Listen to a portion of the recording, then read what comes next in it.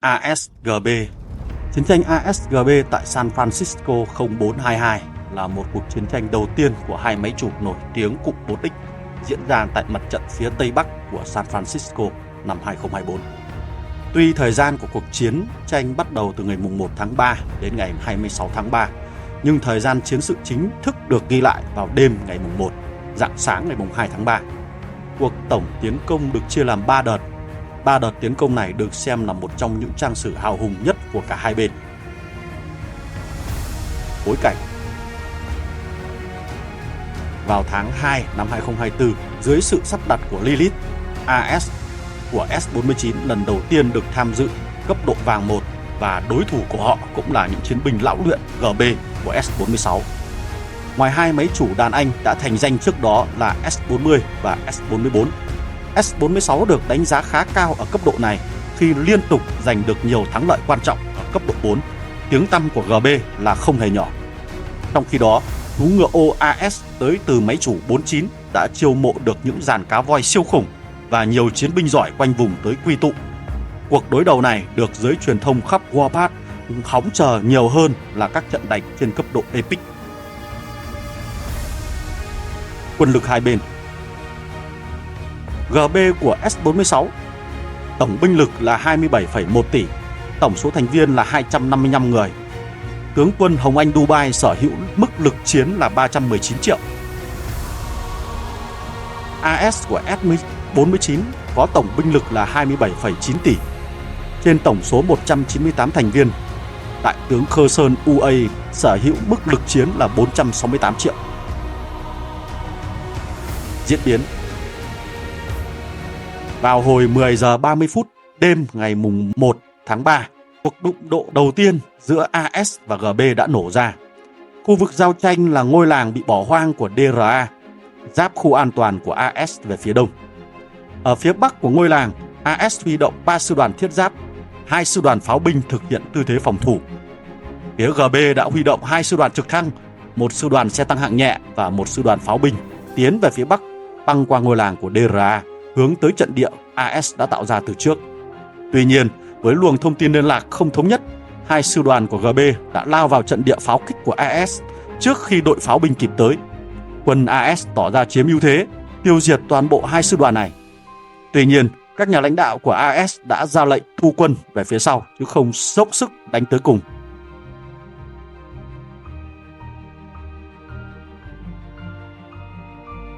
Hồi 11 giờ 05 phút đêm ngày 1 tháng 3, trận chiến tiếp theo giữa AS và GB nổ ra. Rút kinh nghiệm từ thất bại trước, quân đội GB thực hiện chiến thuật tiến chậm đánh chắc. Đầu tiên là sư đoàn xe tăng hạng nhẹ được cử lên trước tiền tuyến nhằm thám thính tình hình phía AS, đồng thời thực hiện đánh chặn từ xa các cuộc không kích bằng cường kích của AS. Mở màn cuộc chiến, các máy bay tiêm kích của hai bên gầm rú trên bầu trời và liên tục xả đạn vào đối phương. Lần thứ hai này, quân đội AS đã chủ động tiến xuống phía nam với 3 sư đoàn trực thăng, 1 sư đoàn bộ binh và 3 sư đoàn pháo binh. Trận hình được thiết lập khi trực thăng bọc sườn bên phải và pháo binh ở hàng sau. Cử sư đoàn bộ binh làm tiên phong quân đi đầu nhằm chọc thẳng vào đội hình của GB. Khi giao tranh diễn ra, quân đội GB đã sai lầm khi huy động các đơn vị trực thăng tấn công vào đám lô cốt do bộ binh của AS tạo ra thay vì dàn pháo của AS. Trong khi đó, đội hình bảo vệ sườn phải và trái của GB đã hoạt động không tốt. Kết quả là toàn bộ quân đội của GB bị tiêu diệt hoàn toàn dưới sức mạnh khủng khiếp từ pháo binh của AS.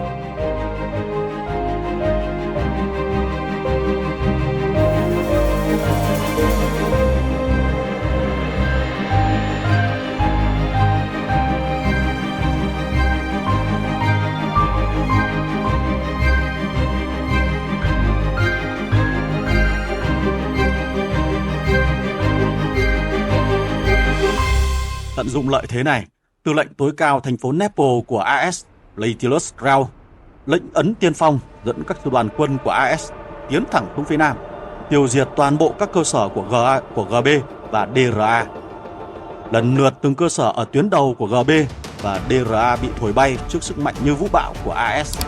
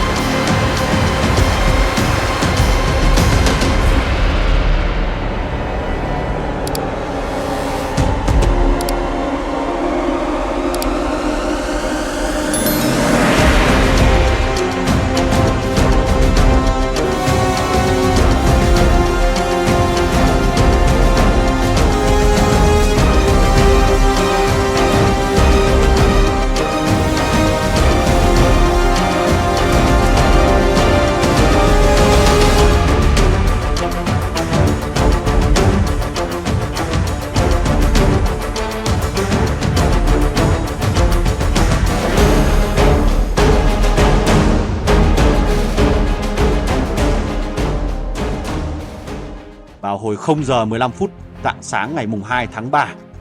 Sau khi đẩy lùi được cuộc tiến công đánh phá của AS, quân đội GB và DRA tiếp tục củng cố lực lượng, thành lập lại các sư đoàn thiết giáp để tiếp tục cuộc tiến. Lần thứ 3 này, quân đội GB được bổ sung quân lực từ 1 tới 2 sư đoàn thiết giáp và 1 sư đoàn pháo binh tới từ DRA.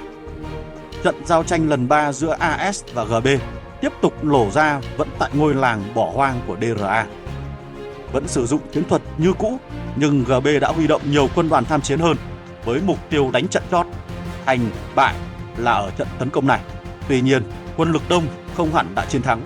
Quân đội DRA và GB dường như gặp phải vấn đề về liên lạc giữa hai cánh quân.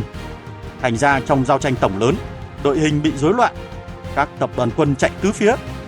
Đội quân tiền tuyến bị tiêu diệt đầu tiên, tiếp theo đó là các cánh quân hỗ trợ hai bên.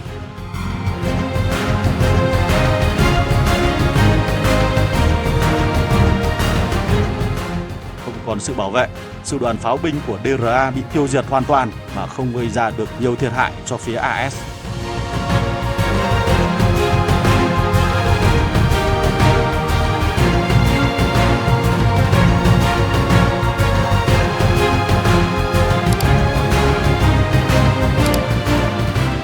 Kết quả là các căn cứ của DRA là những người bị thổi bay đầu tiên.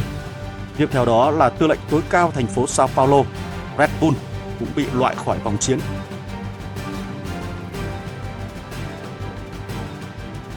Quân đội của AS tiếp tục được huy động ra chiến trường, nhưng phải cần tới 3 lượt tiến công mới có thể triệt hạ được tư lệnh tối cao thành phố Viên, Kaki của GB.